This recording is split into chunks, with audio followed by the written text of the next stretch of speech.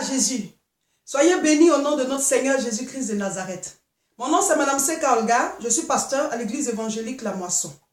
Nous faisons des cultes régulièrement, nous faisons des retraites spirituelles, des croisades une fois par mois à Paris, et nous faisons des retraites spirituelles et bientôt des cultes à Roubaix, à Lille, précisément à Roubaix. Alors vous pouvez me contacter sur ma page, la page qui est juste au-dessus. Vous cliquez sur contacter, vous m'écrivez, quels que soient vos problèmes spirituels, on pourra vous aider, on pourra vous suivre. Et pour l'année 2017, nous avons lancé un programme de prière qu'on appelle suivi spirituel personnalisé. Pour ceux qui sont dans les autres pays, voilà, vous ne pouvez pas participer à nos croisades, vous n'êtes pas à Paris, vous n'êtes pas en France, vous n'êtes pas en Belgique, en tout cas dans aucune des villes autour de nous. Alors, si quel que soit où vous êtes, vous pouvez suivre le suivi spirituel personnalisé de l'année 2017. Alors, contactez-moi. Que Dieu vous bénisse.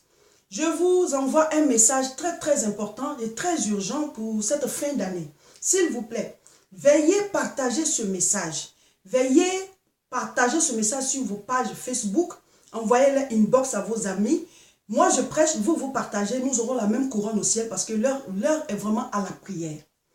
Le thème c'est « Réveillez-vous ». Et je vais me baser sur 2 Rois chapitre 6 à partir du verset 29. C'est une histoire qui s'est passée. La Bible dit qu'il y avait la famine. Et une dame est allée voir le roi. Elle a dit, cher roi, voici ce qui s'est passé entre une femme et moi. La dame m'a dit, mangeons ton fils aujourd'hui. Et quand on aura fini de manger ton fils, les jours qui suivent, nous allons manger aussi le mien. Et cette dame a dit au roi qu'on a fait cuire mon fils et on l'a mangé. Et maintenant, je lui demande d'envoyer le sien, on va le manger. Et la femme dit non.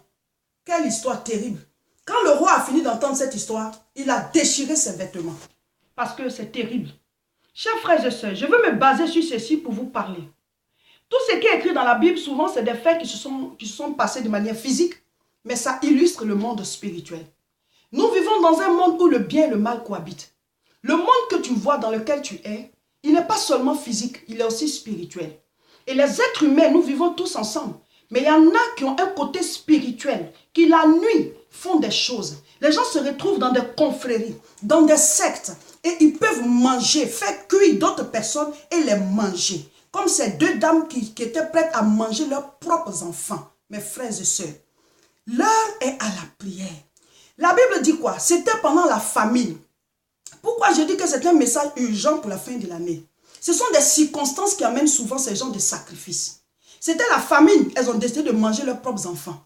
Souvent, dans les périodes de fête, les gens sacrifient leurs amis.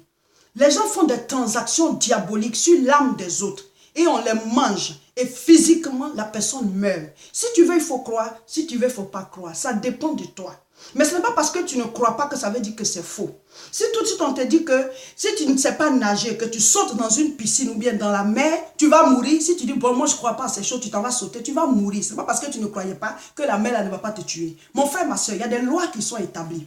Que tu y crois ou pas, si tu t'exposes à ça, tu vas mourir. Nous sommes dans un monde où les autres, il y a des gens qui ont des puissances démoniaques et qui tuent leurs amis, qui les mangent, qui leur arrachent tout ce qui est à eux.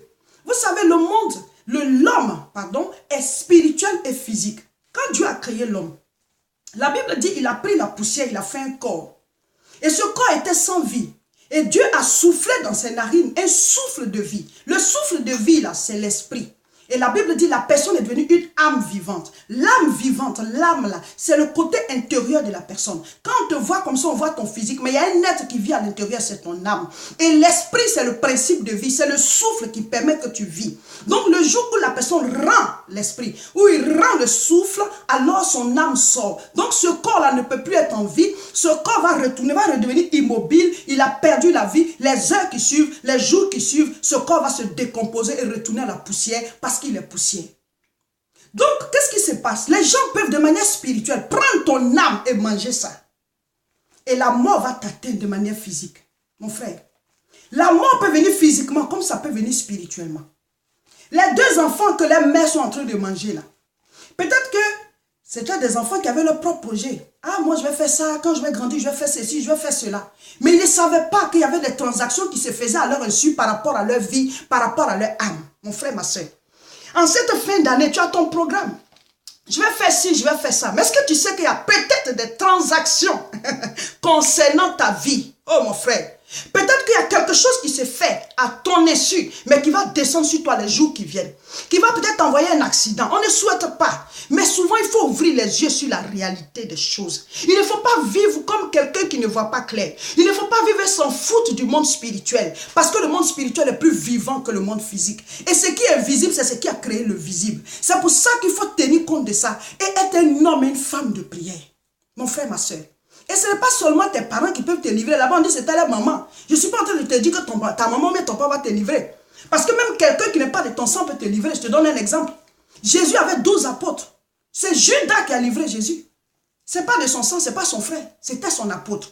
Ton ami peut te livrer. Ton cousin peut te livrer. Ton voisin peut te livrer. Ton chef de service peut te livrer. N'importe qui peut te livrer. S'il est dans une secte, s'il est dans le monde spirituel démoniaque, là, il peut te livrer. Pendant que Jésus il était dans le jardin de Gethsémani, il était avec ses disciples. Et puis ils ont fini de prier. Ils étaient en train de partir là, mon frère, ma soeur. La Bible dit quoi? Judas est venu avec les gens. Donc pendant que lui était là, ils ont dit que lui sait tout. Mais pendant qu'il était là, il y avait une transaction qui se faisait. Judas allait le vendre. Pendant que tu es assis, est-ce que tu sais qui est en train de te vendre? Est-ce que tu sais qu'est-ce qu'on est en train de faire par rapport à ta vie? La Bible dit quoi? Jean chapitre 10, verset 10. Le voleur ne vient que pour dérober, égorger et détruire. Il y a des gens qu'on n'a pas tués. Parce qu'égorger, ça veut dire qu'on t'a tué. Et on va te manger. Oui, on t'a déjà mangé. Et la mort arrive sur toi de manière physique. Donc, il y a des gens qu'on ne tue pas. Mais à qui on a tout dérobé. Quelqu'un va aller te vendre spirituellement. On va vendre ton mariage. On va vendre ton enfantement. On va vendre ta promotion. On va vendre ton salaire. Tu prends ton salaire, tu ne peux rien faire. Satan est venu te dérober tout. Tu te promènes comme un tonneau vide. Il n'y a rien. Tu ne peux rien réaliser. Tu vas quitter cette terre, pauvre misérable. Nul comme tu es venu. Mon frère, ma soeur, sans avoir impacté le monde. Il y a des gens aussi, pas qu'on les a tués, mais on a détruit tout ce qui est à eux. La Bible dit quoi? Chaque fois qu'Isaac creusait un puits, ses ennemis venaient boucher le puits. Il y a des gens là, tu es suivi par des esprits mauvais qu'on a jetés derrière toi. Tout ce que tu fais, on détruit. Tu allumes un feu, on éteint. Tu bâtis une maison, on détruit. Tout ce que tu fais, ça retourne à zéro. Parce que toi, on détruit ce qui est à toi. D'autres, on les égorge. D'autres, on leur vole des choses. Certains, on détruit tout ce qui est à eux. On est dans un monde de combat spirituel, mon frère, ma soeur. Tu dois véritablement être chrétien. Tu dois être véritablement dans la parole de Dieu. Et il y a certaines personnes qui disent, oh, moi, je suis chrétien, et donc moi, ces choses ne vont pas m'arriver. C'est vrai. Quand tu es chrétien, ça ne va pas t'arriver. Mais la Bible dit quoi? Psaume 34, verset 7. L'ange de l'Éternel campe autour de ceux qui le craignent. Craindre Dieu ne veut pas dire avoir peur de Dieu. Oh, il va me faire quoi? Non, ce n'est pas de ça il s'agit. Craindre Dieu, c'est mettre en pratique sa parole. Vivre en fonction de ses préceptes, ses ordonnances et ses commandements. L'ange de l'Éternel ne protège que ceux-là, ceux qui craignent Dieu, qui mettent sa parole en pratique. Tu dis tu es chrétien, tu ne vis pas comme la Bible dit. Mon frère, on va te manger. Ils vont tout arracher. Tu vas te promener malgré que tu es à l'église. Parce que l'ange de l'Éternel ne campe qu'autour de ceux qui craignent Dieu, de ceux qui mettent sa parole en pratique. Quelle vie chrétienne as-tu? Quelle communion as-tu avec Dieu? La Bible dit quoi? Psaume 91 à partir du verset 1. Celui qui demeure sous l'abri du Très-Haut repose à l'ombre du Tout-Puissant. Pour que tu puisses reposer à l'ombre du Tout-Puissant, il faut que tu demeures sous l'abri du Très-Haut. Il faut que tu demeures dans la présence de Dieu.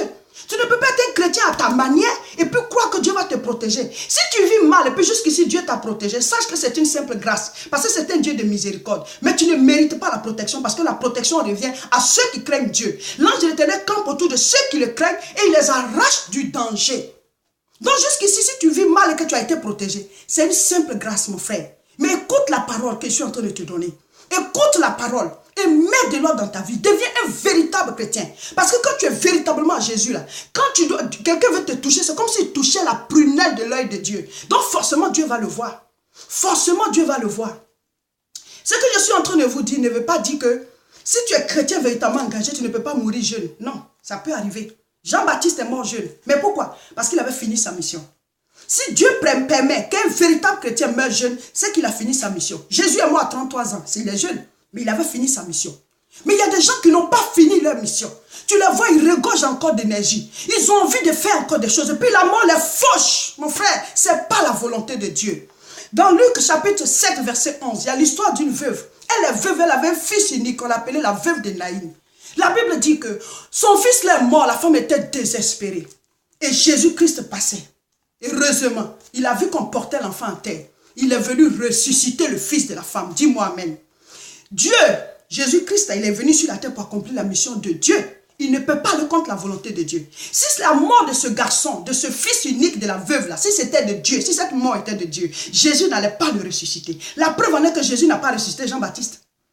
Parce que c'était le temps de Jean-Baptiste. Mais il y a des gens qu'on a portés en terre. Ce n'était pas leur temps. Ce n'était pas leur temps. Quelqu'un les a bouffés. Quelqu'un les a détruits. Quelqu'un les a mangés. Mon frère, ma soeur, c'est l'heure de te réveiller spirituellement. Réveillez-vous. Ne jouez pas avec le monde spirituel. Ne vous amusez pas. Ne vivez pas comme si tout ce qui est autour de vous était simple. Il y a des gens, vous les voyez, ils sont deux. Le monde que vous voyez là, c'est deux. Soit tu y crois ou tu n'y crois pas. Si tu n'y crois pas, tu seras une victime collatérale des combats spirituels. Parce que quand les éléphants se battent là, c'est la végétation qui a des problèmes. Mon frère, ma soeur, si tu ne veux pas y croire, tu seras une victime. Soit tu y crois, tu prends des dispositions pour être quelqu'un de spirituel. Ou alors tu attends et puis un matin, quelqu'un va décider de te manger parce que c'est la fête. Il va décider de te manger parce que c'est la famine. Tu es l'objet d'une transaction pendant que tu as tes propres projets. Quelque part, on t'a déjà vendu. Chers frères et sœurs, l'heure est à la prière. L'heure est à la prière. Si tu fais des songes où on est en train de t'égorger, si tu fais des songes où on a tiré sur toi, ça veut dire que ton âme est en train de t'envoyer un signalement pour dire qu'on nous cherche. Si tu fais des songes, tu es toujours au funérailles, c'est toi qu'on te met dans des tombes, ça ne va pas. Tout ce qui est noir autour de toi montre qu'il y a quelque chose qui vient. Il faut chercher la délivrance. Il faut chercher la délivrance. S'il y en a pour vous lier, il y en a pour vous délier. S'il y en a pour maudire, il y en a pour bénir, mon frère. S'il y en a pour communiquer la mort, nous on a reçu le pouvoir de communiquer la vie. Alléluia. Dis-moi amen. Dis-moi amen, mon frère, ma soeur. Cherche Dieu. Cherche Dieu. Si vous êtes fatigué, chargé, cherchez autour de vous. Dites au Seigneur, guide-moi quelque part où je serai suivi spirituellement, où ton onction va me protéger. Mais si tu ne sais pas où aller, tu peux aussi me contacter. On va vous faire le suivi spirituel personnalisé pour que vous puissiez rentrer dans la présence de Dieu. Parce que c'est la parole de Dieu en toi qui va te donner la force et qui va faire que personne ne peut te manger parce qu'il a décidé ça de lui-même. Dieu nous a envoyés sur la terre pour accomplir des missions. Ne laisse personne détruire ta destinée. Que Dieu vous bénisse. Chers frères et sœurs, partagez cette vidéo. Elle est très importante pour cette fin d'année. Nous allons prier le 31 ici à Roubaix. Écrivez-moi, je vais vous montrer l'adresse où vous allez venir. Pour ceux qui sont en France et en Belgique, venez, on va prier. Nous allons prier pour rentrer dans la nouvelle année. On dit Jésus est né, Noël. Noël, nous nous souvenons de la naissance du Christ. Dieu merci, les gens ont choisi une date pour qu'on puisse au moins se rappeler que le sauveur de l'humanité est né. Gloire à Dieu. Mais c'est ce jour-là que toi, tu vas aller boire. Alors que la Bible dit, soyez sobre. Mais c'est le jour-là que toi, tu seras ivre. C'est le jour-là que tu vas aller dépenser tout ton salaire en boîte de nuit. Tu seras dans une boîte de nuit climatisée. Et la mort te surprend, tu vas aller en enfer, en plein climatiseur. C'est ce jour-là que tu vas aller tromper ta femme. C'est le jour-là que tu vas tromper ton mari. C'est le jour-là que tu vas faire tous les péchés alors que le sauveur de l'humanité est né. C'est là que tu vas être dans la présence de Dieu pour pardonner tes péchés. Non, non, non, c'est le contraire que tu vas aller faire.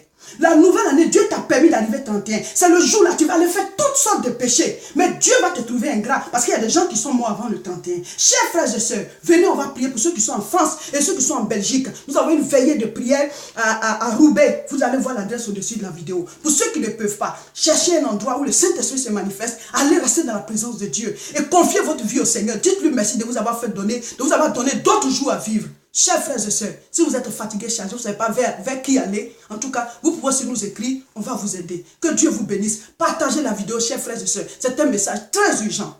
À bientôt.